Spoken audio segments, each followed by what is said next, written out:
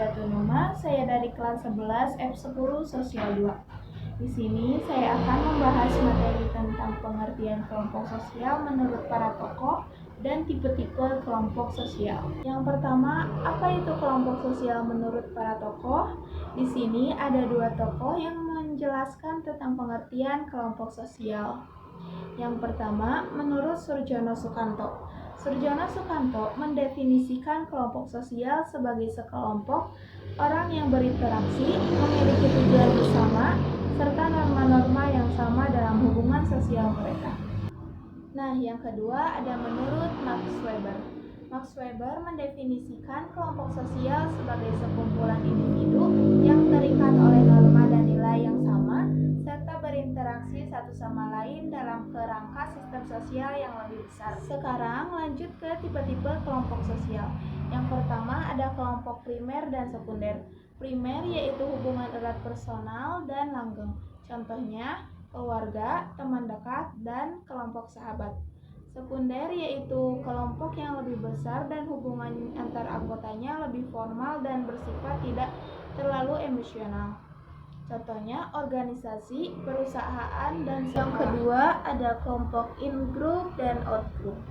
In-group merupakan kelompok sosial yang dijadikan tempat oleh individunya untuk mengidentifikasi dirinya. Contoh dari in-group yaitu seorang pekerja yang bergabung dengan tim proyek di kantor dan merasa bagian dari tim tersebut. Selanjutnya ada out-group. Out-group merupakan kelompok sosial yang oleh individunya diartikan sebagai lawan dari in-group.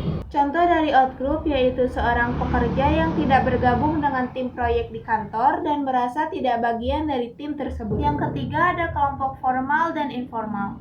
Kelompok formal memiliki fungsi teratur pada organisasi, dengan kata lain memiliki peraturan yang tegas. Jadi pada dasarnya dengan sengaja disusun untuk memenuhi kepentingan organisasi. Contoh dari kelompok formal yaitu pemerintah, perusahaan, dan sekolah. Selanjutnya ada kelompok informal.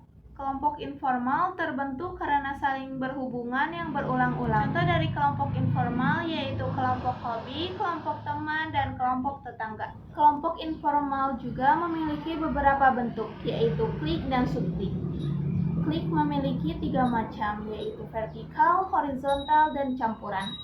Klik vertikal, contohnya yaitu atasan menjadi anggota suatu kelompok informal, di mana bawahannya memiliki posisi yang dominan dalam kelompok informal itu.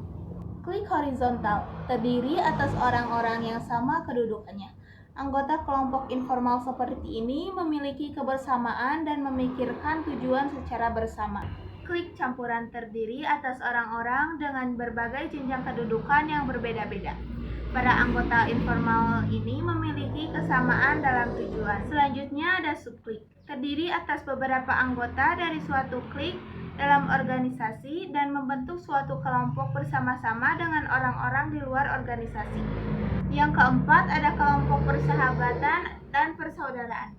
Hubungan persahabatan atau persaudaraan merupakan salah satu bentuk informal. Kelompok informal muncul karena anggotanya saling mengenal dengan baik.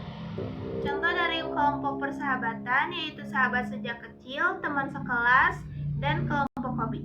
Contoh dari kelompok persaudaraan yaitu saudara kandung, saudara angkat, dan persaudaraan spiritual. Yang kelima ada kelompok paguyuban dan patembayan. Paguyuban ialah bentuk kehidupan bersama di mana para anggotanya diikat oleh hubungan batin. Contoh paguyuban yaitu paguyuban warga dan paguyuban alumni.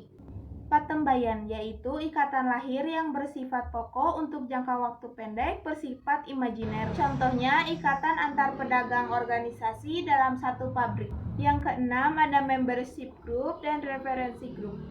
Membership group yaitu suatu kelompok di mana setiap orang secara fisik menjadi anggota kelompok tersebut. Contohnya yaitu organisasi profesional dan organisasi keagamaan.